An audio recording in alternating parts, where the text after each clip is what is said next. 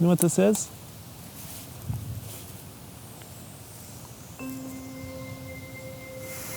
We're gonna get shocked by the electric fence here. We're gonna go and get them cattle over there, okay, Kyle?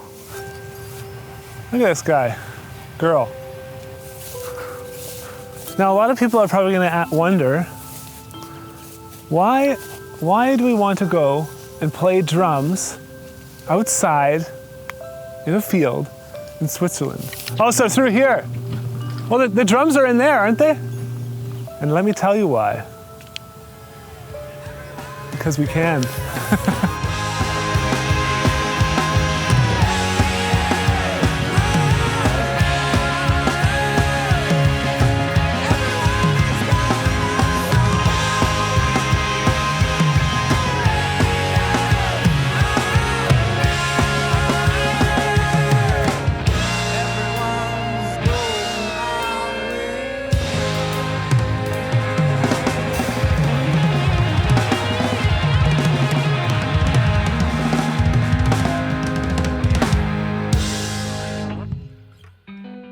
Every drummer is on a non-stop journey, seeking ways to develop their own sound. To stand out from the others, you need to be unique. You need your own feel, your own musical personality. This is what makes you recognizable and special. As a drummer, I understand how big of a role the cymbals play and can inspire new ideas and help create that special sound that belongs to you only. I've been playing Paiste Cymbals exclusively for more than 10 years, and that's why I'm excited to continue my worldwide journey to learn about the greatest crafted instruments available and to meet the amazing people who make them. Today, I travel to Lucerne, Switzerland, where I've been graciously invited to explore the Paiste Cymbal factory and get an inside look at their craft and amazing products. And of course, I'm going to play as many cymbals as I can. Let's go.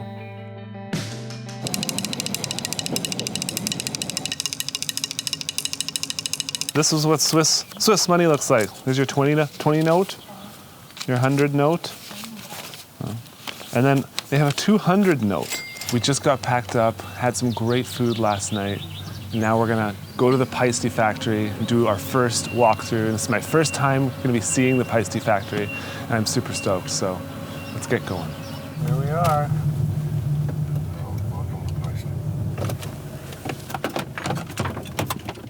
After such a difficult time making it to Switzerland with all of our luggage and gear, I stepped out, I looked around, and immediately I could see that it was worth all the trouble.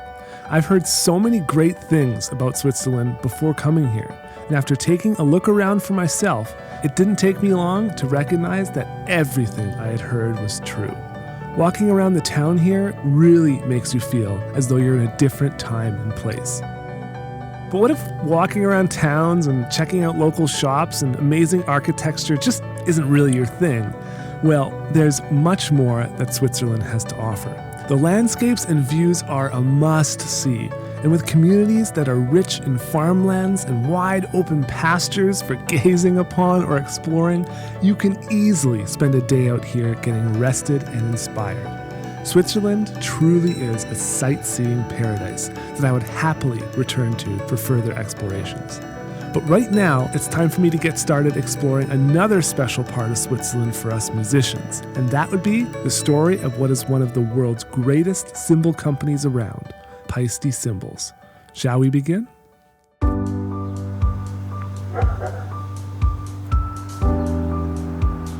People don't know that we're Northeastern Europeans, that we come from Estonia. The perception is that we're a Swiss company, which we definitely are now. We've been here more than half a century. We're naturalized, we're Swiss people now. But the origin is maybe not so clear about all of that. This is a family that's been able to produce generation after generation. When you have that sense of long history, it adds so much more meaning to what you do today. My great-grandfather, he was a musician and a composer, so he started a music store in St. Petersburg in 1901. And he can imagine. You're living in a depression or in a war, or you have a revolution going on. Just procuring the simple thing like raw material has always been very difficult. So that gave us a know-how on how to treat a piece of metal, how to give it a shape, and how to work it to get the best possible sound out of it. We've always had to deal with how can we make the best out of what we have. And that carries through today.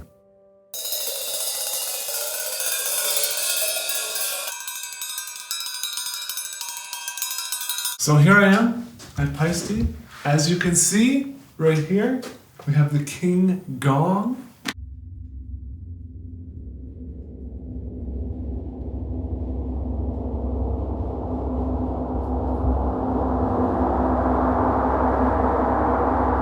I hit cymbals, but I don't always know what I'm hitting and what went into making these things that I hit. Hit it! That's what I'm talking about. Wait! Okay, now, from the beginning. Do I have to turn it on? Okay. Unmuffling or okay.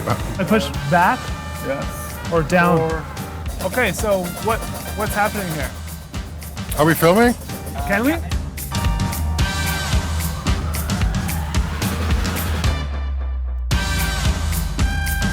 This is a safety segment. Oh, we don't need And then we no film. safety. Yes. No. Everyone ready for me to lose my finger?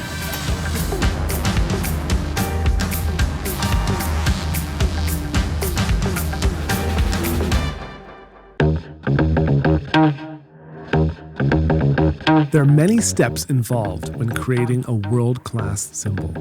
It requires experienced craftsmen, unique machinery, and many years of trial and error to get it just right. To fully understand the process, I'm going to be entering the factory not only to observe, but to join the team and craft my very own one-of-a-kind Paiste cymbal.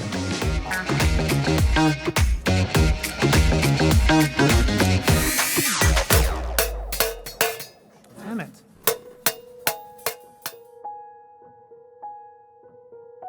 So von aussen gesehen, meine die meisten sind relativ ein einfacher Job. Aber jede Runde hat eine andere Spezifikation und ich muss darauf reagieren. Und relativ flexibel sein, dass ich überhaupt Form bekomme. Und das ist eigentlich das Handwerk, das mir dann nachher Leidenschaft weckt. Also in meiner Arbeit geht es anhand von einem Muster, das möglichst genau kopieren. Und für das braucht es jeden Arbeitsschritt, den ich eigentlich wiederholen muss, und der muss relativ exakt sein. In meinem Handwerk arbeite ich jetzt schon 23 Jahre und das ist fast das halbe Leben. Für mich persönlich ist es die beste Lösung, die ich je gefunden habe in Sachen Job. Ist eigentlich nicht mehr so schwer. Aber am Anfang ist es heftig. Ja. Mit den Jahren hat man so eine Lockerheit, die ist eigentlich, man geht dazu und macht und die Schwierigkeit löst sich von allein.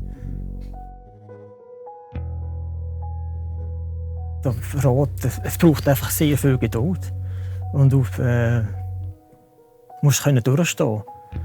Und wenn du mal das Handwerk wirklich beherrschst, dann macht es Freude. Und das ist eigentlich das Rot, einfach ein bisschen durchzubeissen. When crafting a cymbal, every part of the process must be done perfectly before moving to the next stage. That's why this factory is not filled with a bunch of amateurs, aside from myself just for today. It's filled with the best craftsmen and women around, all working together to create some of the world's greatest cymbals. Today, we'll get an up-close and detailed look at the Paiste process. I don't know about you, but I'm excited to observe the many specific steps required to create a Paiste cymbal. Okay. Okay, take the burner. Okay, and move it around without a flame. Okay. Yeah, you're going to be doing that, right? Yeah. Stay within that circle.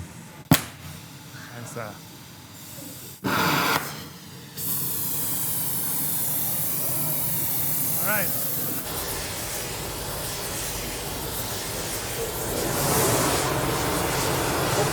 You see this here? Yeah.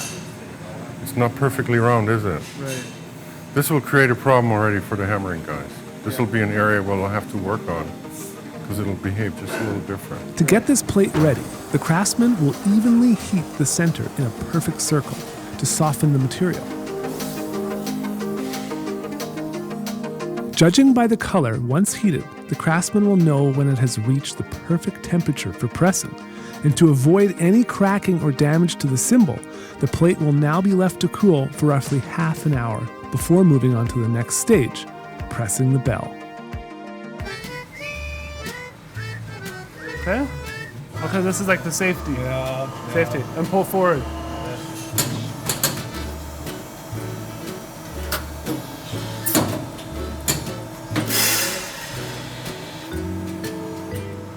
Good? And make sure you scratch the whole thing up too.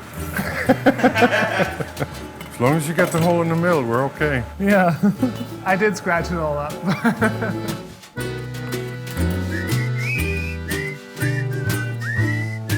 Right here? Off? All right, so after the blanks have cooled for 30 or 40 minutes, what happens next in the pressing process? Well, we're going to press a bell into it.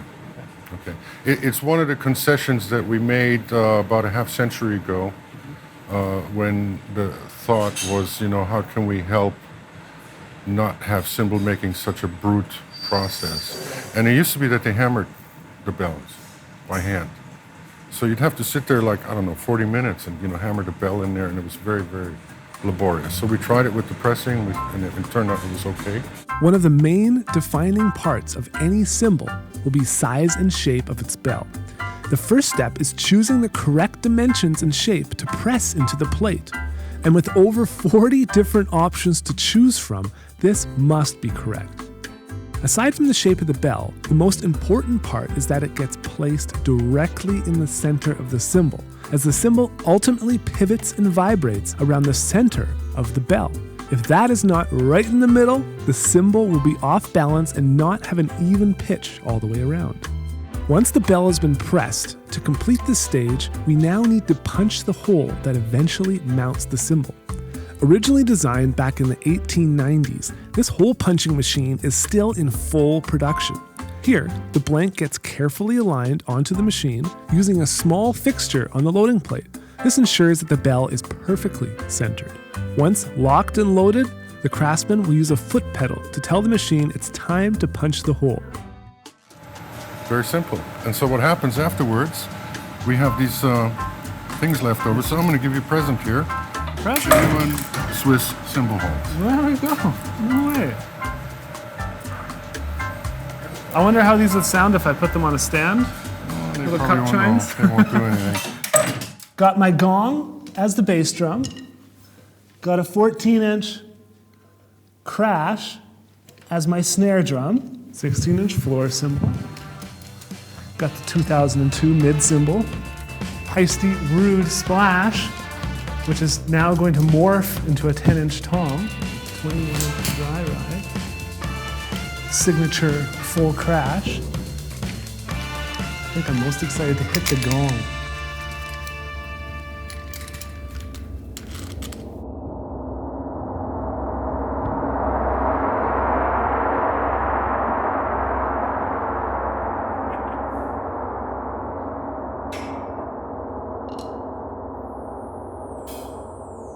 Are these olives? I think they're olives. Now, don't put that in there unless I'm right. If I'm right, put it in there that they're olives and that I identified them. Back to the message about drumming though, because I think this is important.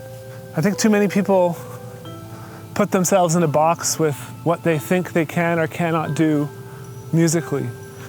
With music, it's subjective. There's not one way to do things. You don't have to follow the exact same path. That's what's so cool about music and drumming. It's your own thing. You do what you want, and you have fun. You make sure that what you play represents who you are on the drum set. That's what's most cool about drumming and music. We make musical instruments for musicians, and there's an interesting relationship between a great instrument and a great musician. because both it enables and empowers a great musician to perform even better. And then what happens is really beautiful music. To be part of that in some small way by making the instruments is really the end of everything.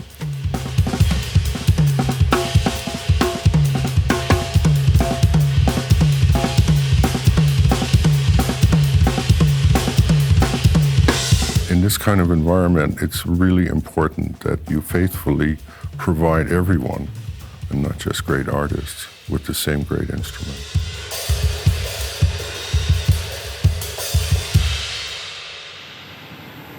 Okay, so we just finished heating the cymbal, we pressed the bell, then we punched the hole. Now we're gonna go down to the hammering station, and before we went down, I wanted to show you not the coffee machine and all the food, which is pretty cool, but I wanted to show you this cool staircase. I think that's the coolest staircase ever. It is. So let's go down there and check out the hammering station. All right, after you. Thank you. You guys ready? Yeah. Erik has agreed to let me actually use one of these machines. Okay, so first you're going to put this fixture on your leg. Saddle up. This is a cymbal saddle. Just another day at the office, Kyle.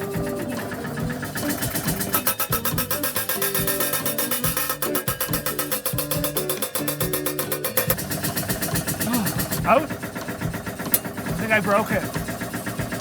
Woo!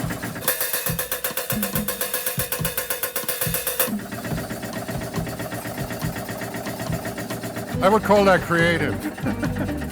It's art. It's art, Erik. It is. Actually, that's not bad. Yeah. We could probably hire you next week. Okay. Thank you very much. Yes. Appreciate it. All right, so everyone's gone for lunch. So now it's much, much quieter in here. And we wanted to talk a little bit more about this pneumatic hammer. So, Erik, what did you want to tell us about it? Okay.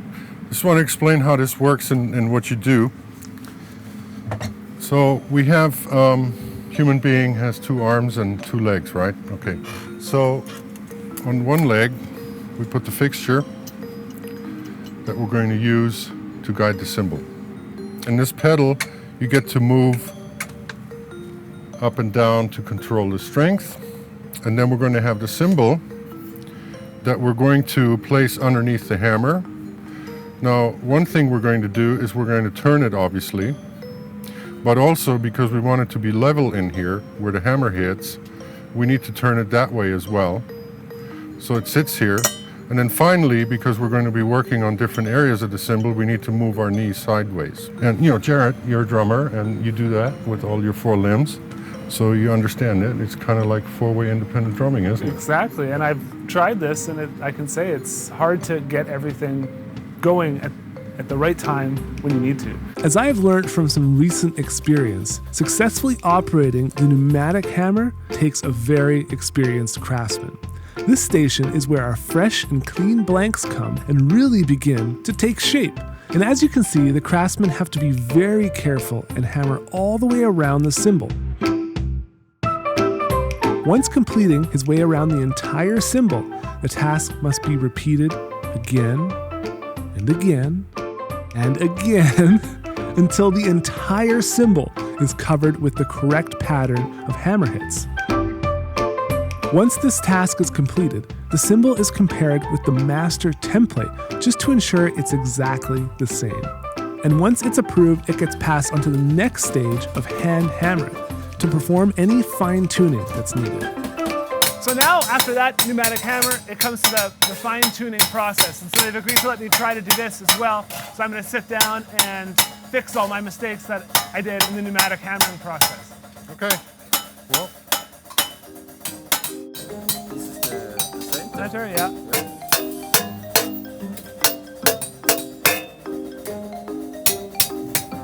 Right there? Yeah. I feel like I'm making it worse. Very good. Nice job. After the cymbal's main shape has been achieved through the pneumatic hammering stage, it's time to analyze and fine-tune the cymbal on a microscopic level. with some good old-fashioned hand hammering. To ensure perfect tuning and shape, the craftsman will place the cymbal on a flat surface and tap all the way around, listening for any inconsistencies or sizzles due to the cymbal not being perfectly flat all the way around. To correct any issues discovered, a few strategically placed strikes with the hammer are applied, correcting the cymbal's overall shape until the cymbal is perfectly flat and in pitch.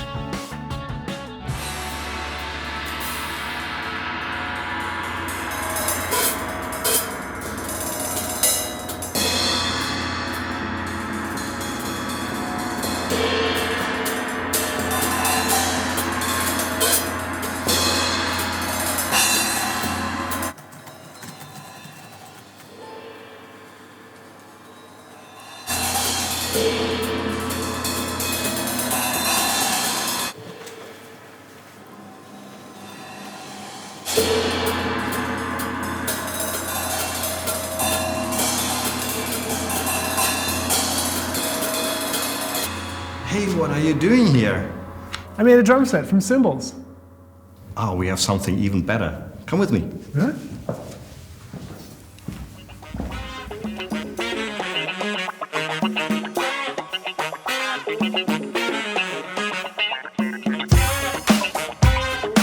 So here I am with this gorgeous drum set, and this drum set was made of melted down cymbals that artists had sent back for warranty replacement. And the bass drum actually weighs probably around 150 pounds. So they're very, very heavy drums, and it's I don't know if it's one of a kind, but it's pretty close to being one of a kind. It's pretty cool to think that all the artists that played these cymbals that were sent back and melted down, you know, their spirit kind of lives on in these drums. And so I'm very, very excited to get to play this kit. Very happy that Paiste allowed me to play it. And I'm going to show you how it sounds.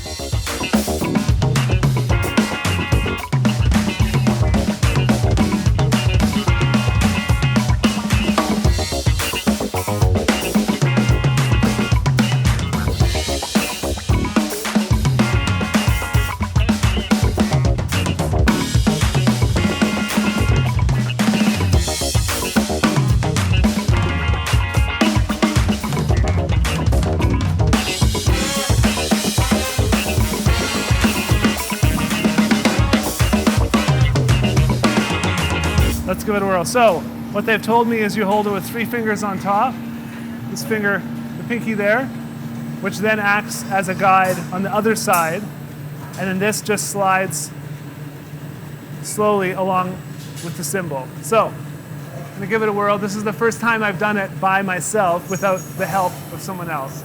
Erik's just over there smiling. From this side? He's gonna stand over there. He didn't like my cymbal. He didn't think it was.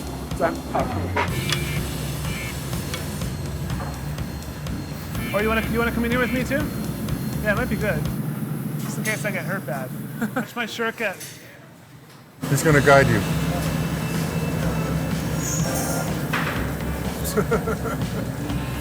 Don't go into this area here.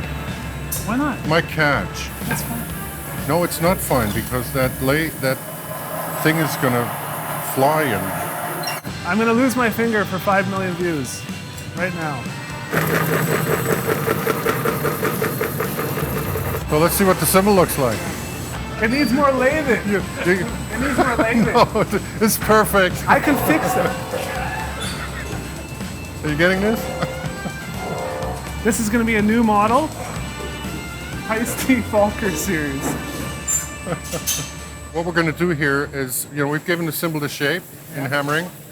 So now we're going to give it the correct thickness throughout. And the way that's done is we have this knife that he uses to cut with. You'll see it. There's a micrometer that measures to 1/100 of a millimeter, the thickness.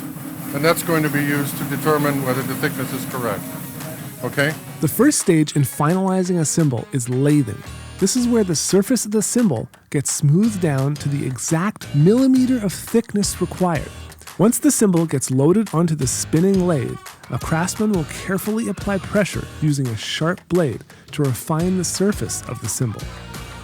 The The cymbal is full of small indents from the hammering phase, so it's important that while lathing, they don't flatten the cymbal out completely, but just follow the natural grooves. The craftsman will now finish by checking the exact thickness, just to make sure that it meets the specifications for its model. So what type of machine do you use to manage the edges? It's something that we conceived of ourselves, and we had built exactly the right. There's no such thing. Right. You know, it's a unique machine. Right. Only one in the world. Really? Yes. This one right here. The next stage in finalizing our cymbal is smoothing out the sharp edges and applying a unique serial number. To do this, it gets loaded onto this one-of-a-kind machine and will begin spinning while a sharp, motorized blade prepares to smooth out the edges. Then, the blade makes contact and follows the contours all the way around. So next time you go to grab your cymbal out of your cymbal bag, you won't end up in the hospital with a gaping flesh wound. Now that's a pretty nice feature. After the cymbal is safe and smooth, it gets loaded onto a laser printing machine to apply the serial number. And just like that, we almost have our cymbal. It's not a Paiste cymbal until it's stamped. So that's what we're gonna do. We're gonna put on the Paiste logo, even though it's not perfect. They're not gonna turn it into a signature cymbal, but I'm still grateful that I got to make this. Now we're ready to bring this thing full circle, applying the official Paiste logo onto our final cymbal. For me, this stage really seals the deal. So let's get to it. First, a stamp plate with the desired logo is selected. Then it's filled with ink in preparation for pressing. After our logo is selected, we just have to determine the correct position for the machine to stamp our cymbal. Once we do a few tests and a little bit of cleaning, we are now ready to officially hit the go button and brand this cymbal. Okay. Just put your finger here Yeah. and Push the button. yes. Oh, here we go. Here we go. Ready?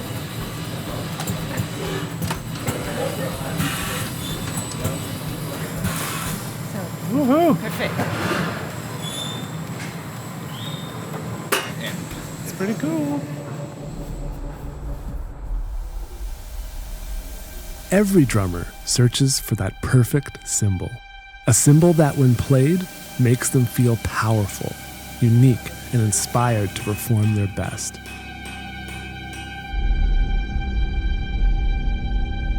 In order to craft that perfect cymbal, it requires years of experience and knowledge to produce the official prototype. Once completed, every drummer is going to want one.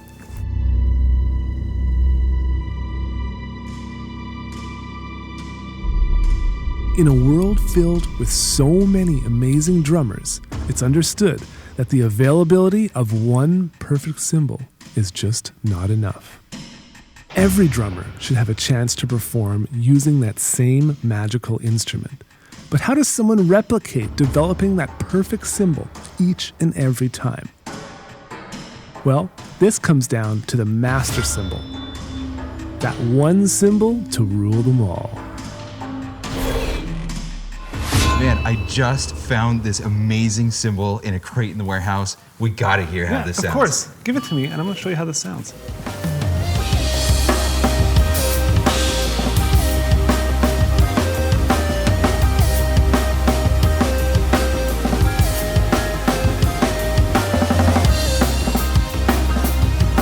A master cymbal is the end result of the sound development process. The sound development is where we develop a model. We will then make a prototype. The prototype will go to sound development, which is a group of very experienced drummers and production people, until finally we get to the point where we can say, okay, in terms of character, in terms of sound, in terms of function, this is the right cymbal. This is what it should sound like.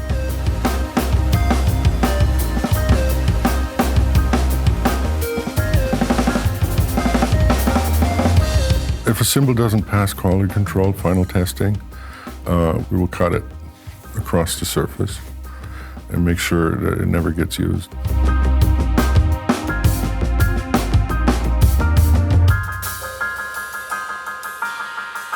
So this was originally created as this 20-inch Modern Essential. was created as the definition of the sound that you wanted, correct? That's right. And so now you're testing all these to make sure it has that same consistent sound. Yeah, as a matter of fact, it was designated the master cymbal on December 18, 2012. So all of them have dates on them. Right.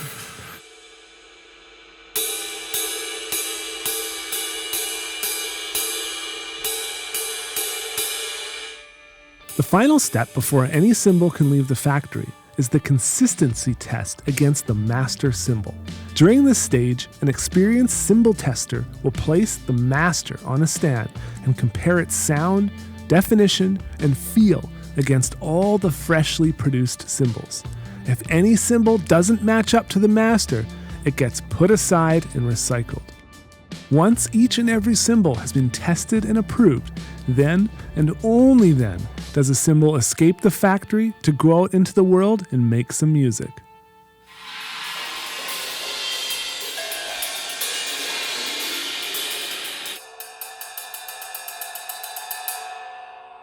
All right, so it doesn't sound so good, although it looks good and it was really, really fun to make. You know, it's actually a lot that goes into making cymbals, and there's a reason that they're called master craftsmen, because to do the pneumatic hammering, the fine hammering, the lathing, and every step of the process, it actually takes a lot of skilled labor. In this showroom, there's one of everything that Paiste has. So I'm gonna run through the showroom, and in the next maybe 1, 2, 3, 10 minutes, you're gonna hear how everything sounds.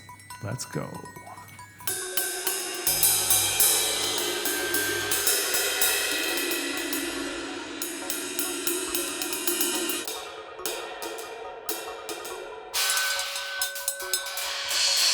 A 22-inch power rod.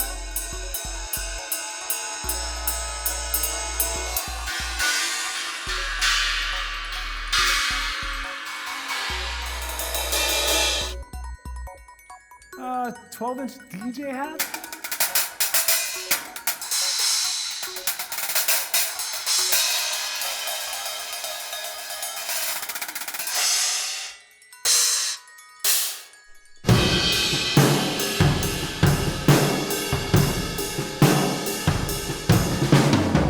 It's a lot of noise, right?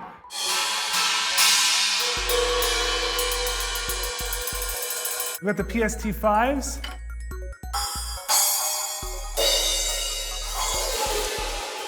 Oh my goodness, that's a lot of cymbals. But there's more.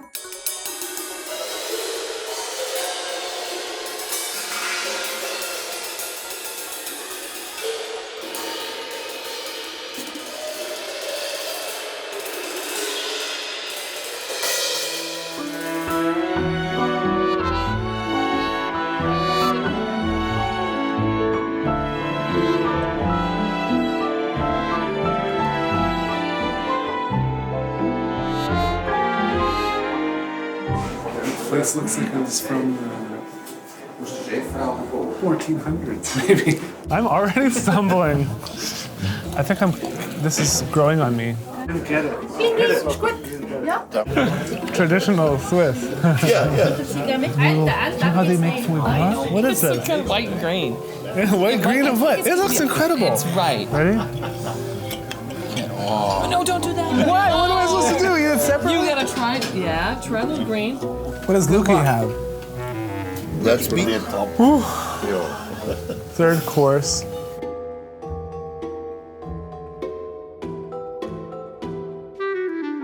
Oh my goodness. Gute Mittemann.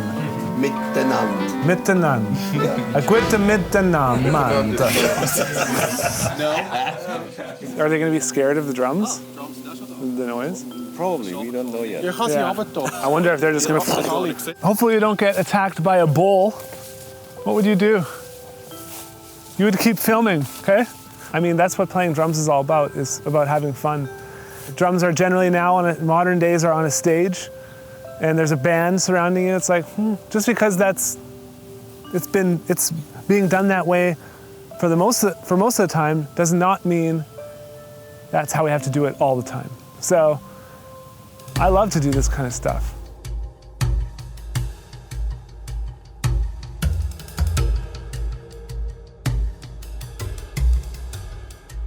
What do you have inside? Production. We're a production company. Our luggage is going to cost more than our tickets. Make sure you pay your subscription fees. Otherwise, we can't do this anymore.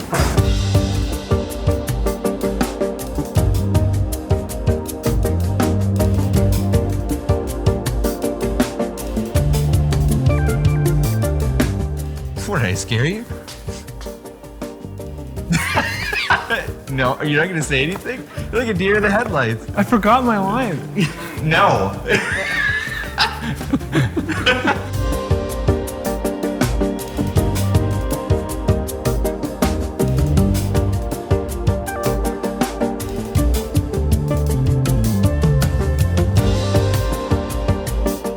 Hey everyone, it's Jared here, and I'm in the beautiful Lucerne. Oh, where are you? Where is Paiste?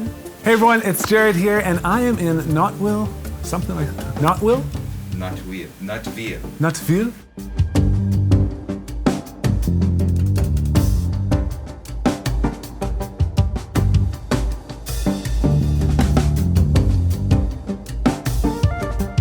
Are we on camera? You're, Okay. don't pretend you're not. Hi, everybody. No, don't.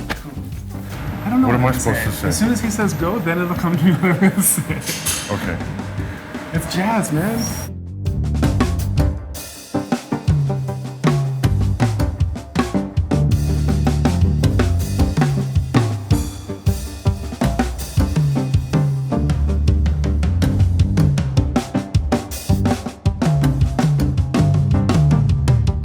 It's a cliche, yeah. Is that the English term? English is not my mother tongue. Yeah. English. Plate. Wait. I like plate. Okay, let's go. It is a plate, right? Yeah. It's not stupid if I say that?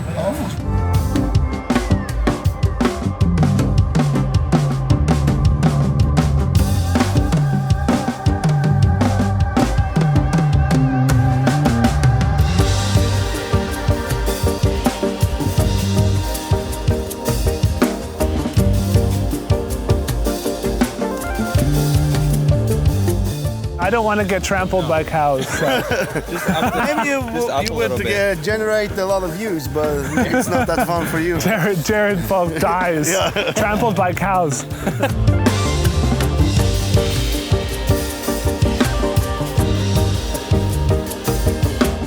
Finally, we get to relax, have a glass of wine, and we are on our way to Zurich, Switzerland, to meet the fine people at Paiste Cymbals.